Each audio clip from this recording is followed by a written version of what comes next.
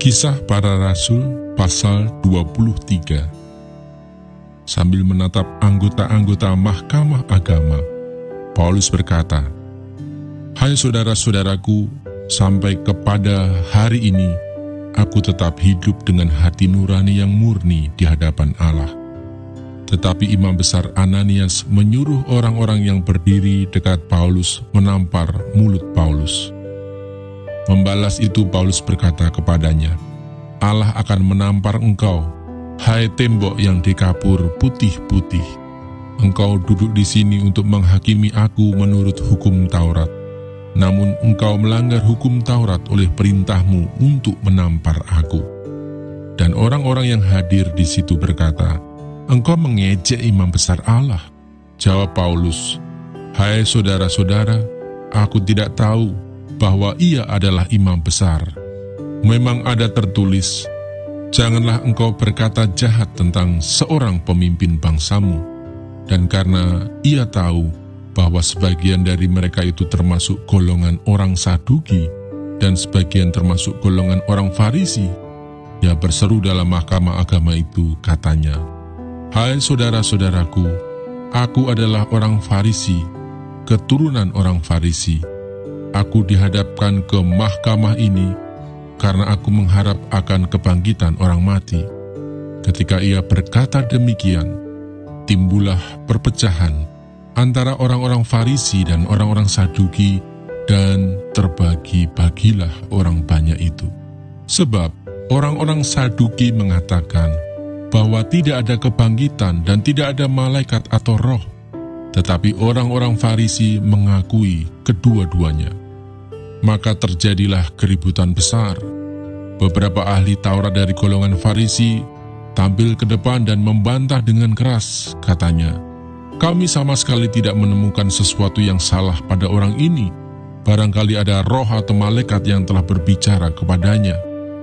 Maka terjadilah perpecahan besar, sehingga kepala pasukan takut kalau mereka akan mengkoyak-koyak Paulus.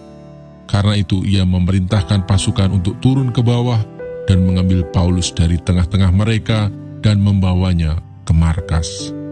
Pada malam berikutnya, Tuhan datang berdiri di sisinya dan berkata kepadanya, "Kuatkanlah hatimu, sebab sebagaimana engkau dengan berani telah bersaksi tentang aku di Yerusalem, demikian jugalah hendaknya engkau pergi bersaksi di Roma." Komplotan orang-orang Yahudi. Dan setelah hari siang, orang-orang Yahudi mengadakan komplotan dan bersumpah dengan mengutuk diri bahwa mereka tidak akan makan atau minum sebelum mereka membunuh Paulus. Jumlah mereka yang mengadakan komplotan itu lebih daripada 40 orang. Mereka pergi kepada imam-imam kepala dan tua-tua bangsa Yahudi dan berkata, "Kami telah bersumpah dengan mengutuk diri bahwa kami tidak akan makan atau minum sebelum kami membunuh Paulus. Karena itu hendaklah kamu bersama-sama dengan mahkamah agama menganjurkan kepada kepala pasukan supaya ia menghadapkan Paulus lagi kepada kamu, seolah-olah kamu hendak memeriksa perkaranya lebih teliti, dan sementara itu kami sudah siap sedia untuk membunuh dia sebelum ia sampai kepada kamu." Akan tetapi kemenakan Paulus, anak saudaranya perempuan, mendengar tentang penghadangan itu. Ia datang ke markas dan setelah diizinkan masuk, ia memberitahukannya kepada Paulus. Lalu Paulus memanggil salah seorang perwira dan berkata kepadanya, "Bawalah anak ini kepada kepala pasukan, karena ada sesuatu yang perlu diberitahukannya kepadanya."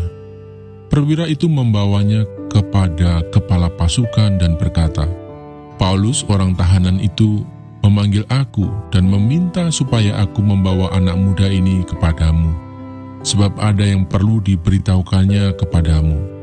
Maka kepala pasukan itu memegang tangan anak muda itu, lalu membawanya ke samping dan bertanya, "Apakah yang perlu kau beritahukan kepadaku?"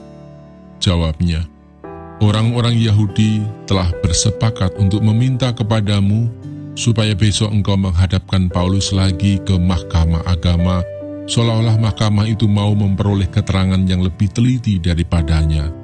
Akan tetapi janganlah engkau mendengarkan mereka, sebab lebih daripada 40 orang dari mereka telah siap untuk menghadang dia. Mereka telah bersumpah dan mengutuk diri bahwa mereka tidak akan makan atau minum sebelum mereka membunuh dia. Sekarang mereka telah siap sedia dan hanya menantikan keputusanmu. Lalu kepala pasukan menyuruh anak muda itu pulang dan memerintahkan kepadanya, jangan katakan kepada siapapun juga bahwa engkau telah memberitahukan hal ini kepadaku. Paulus dipindahkan ke Kaisarea. Kemudian kepala pasukan memanggil 2 perwira dan berkata, siapkan 200 orang prajurit untuk berangkat ke Kaisarea, beserta 70 orang berkuda dan 200 orang bersenjata lembing, kira-kira pada jam 9 malam ini. Sediakan juga beberapa keledai tunggang untuk Paulus dan bawalah dia dengan selamat kepada wali negeri Felix. Dan ia menulis surat yang isinya sebagai berikut. Salam dari Claudius Lysias kepada wali negeri Felix yang mulia. Orang ini ditangkap oleh orang-orang Yahudi dan ketika mereka hendak membunuhnya, aku datang dengan pasukan mencegahnya dan melepaskannya, karena aku dengar bahwa ia adalah warga negara Roma. Untuk mengetahui apa alasannya mereka mendakwa dia, aku menghadapkannya ke mahkamah agama mereka. Ternyatalah bagiku bahwa ia didakwa karena soal-soal hukum Taurat mereka, tetapi tidak ada tuduhan atas mana ia patut dihukum mati atau dipenjarakan. Kepadaku telah diberitahukan bahwa ada komplotan merencanakan membunuh dia. Karena itu aku segera menyuruh membawa dia kepadamu, sedang kepada para pendakwa telah kuberitahukan bahwa mereka harus mengajukan perkara itu kepadamu.